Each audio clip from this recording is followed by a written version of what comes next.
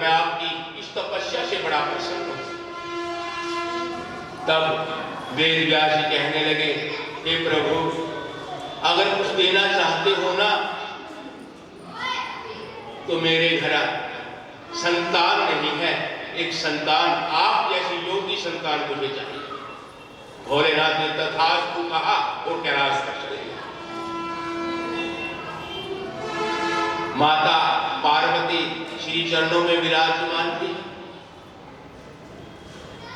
माता कहने लगी, मेरे बार बार जन्म होते हैं और बार बार मेरी मृत्यु होती है, तुम्हारे क्यों नहीं होते? भोलेनाथ से कहने लगे। भोलेनाथ कहने लगे कि मेरे पास तो है ना एक अमर कथा है, और उस अमर कथा का कोई रसास्वादन कर ले, कोई उसका श्रवण कर ले, फिर वो अमर हो जाता है। कहने लगे, फिर मेरे को क्यों नहीं सुनाई आज तक? तो भोलेनाथ कहने लगे कि पार्वती, मैं ये कथा नहीं सुना, कि नहीं, मुझे तो यह कथा सुननी। कहते हैं 3 हट होती है, एक बाल हट, एक योगी हट, एक क्रिया हट। इन हटों के सामने सबको विवश होना पड़ता है। तो जैसे पार्वती ने हट की तो भोलेनाथ कथा रसास्वादन करवाने के लिए पार्वती को चले गए। कहां पे? जहां पर आपका अमरनाथ धाम है। अमरनाथ की जो गुफा है उसी के अंदर बैठ करके भोलेनाथ ने माता पार्वती को ये अमर कथा सुनाई। जैसे ही उसने प्रवेश किया, अपने योग माया से जितने भी जीव जंतु थे, पक्षी थे, सभी को बाहर कर दिया और उस शिला पर बैठ गए। और माता पार्वती भोलेनाथ के श्री चरणों में विराजमान थी। जैसे ही कथा सुनाने लगे, जो पक्षी उड़ के गए ना, वहां पर एक ऊपर घोंसला था। वो जैसे घोंसला नीचे गिर गया, उसके अंदर एक अंडा था। वो अंडा जो था ना, नीचे गिरा, जैसे ही टूट गया और उसके अंदर से एक पक्षी का बच्चा निकल गया। वो जाकर उस शिला के नीचे छुप गया जहां पर भोलेनाथ विराजमान।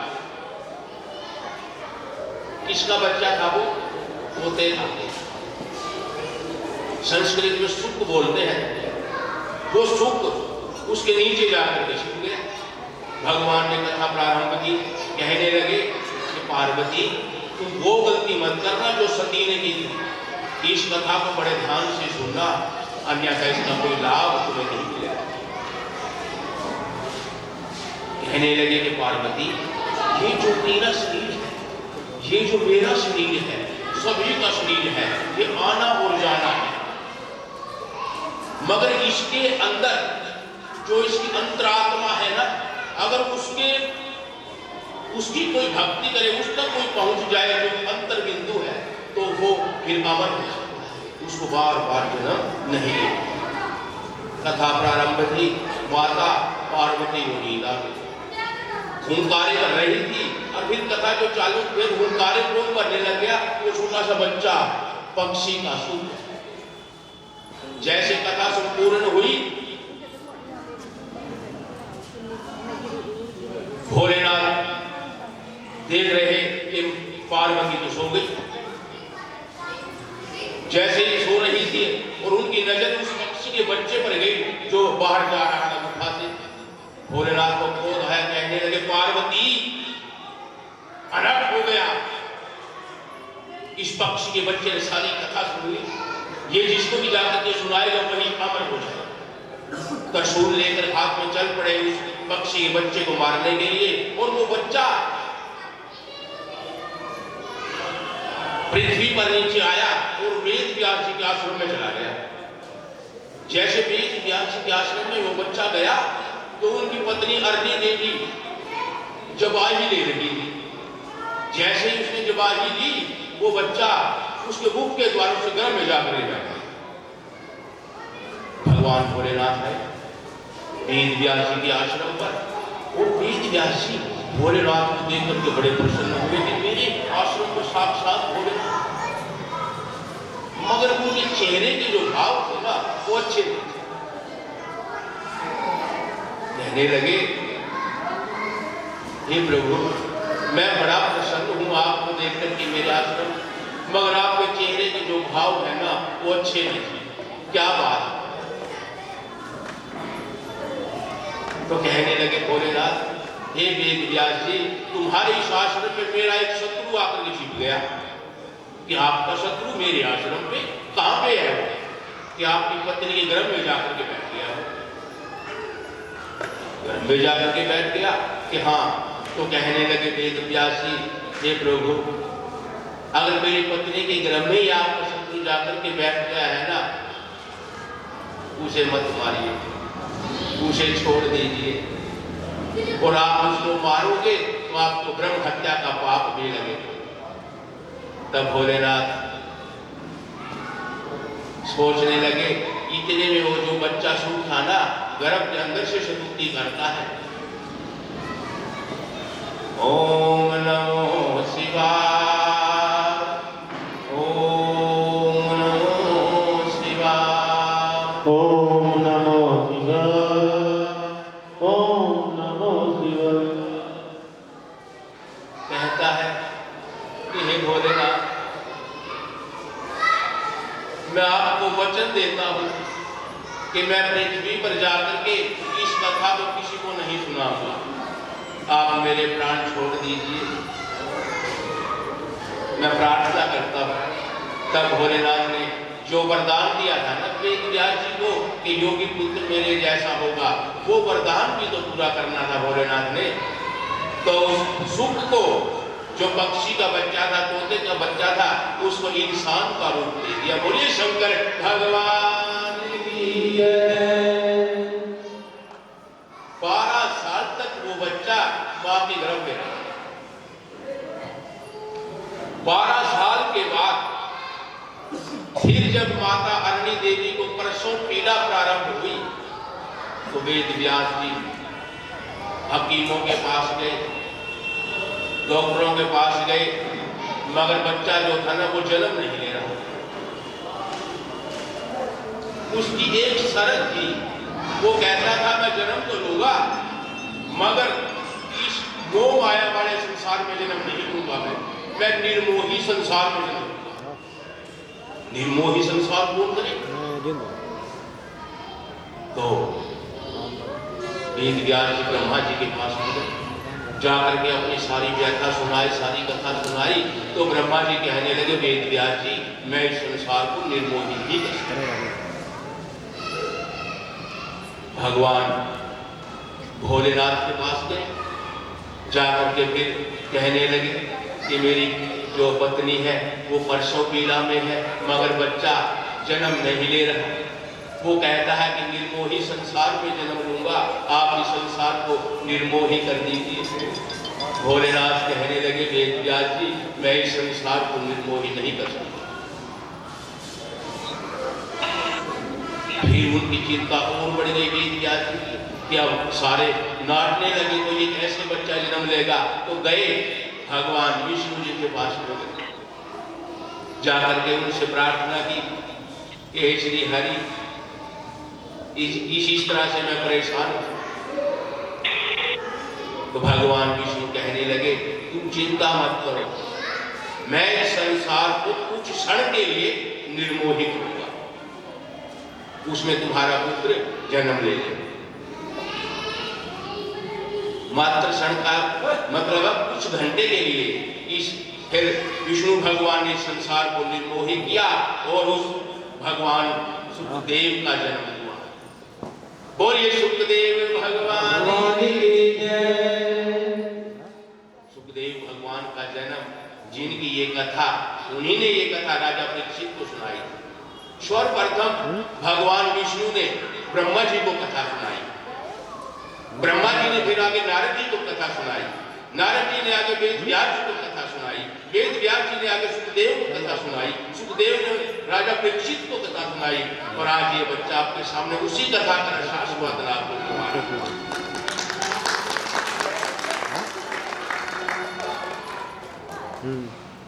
वेद व्यास जी सुखदेव का जन्म, जिन्होंने भगवान श्री कृष्ण राधे मात की लीलाओं का वर्णन किया, उनका बखान किया, उनकी सत्यता को इस दुनिया को बताया। उनके जन्म की खुशी है ना आप सभी को? खुशी है? फिर खुशी में क्या करते हैं?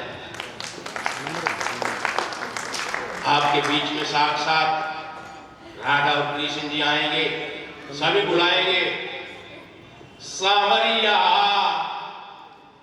आजा, सांवरिया आजा, सावरिया आजा, सावरिया आजा। यमुना किनारे तेरी राधा है बुलाए, तुझे क्यों शर्माए?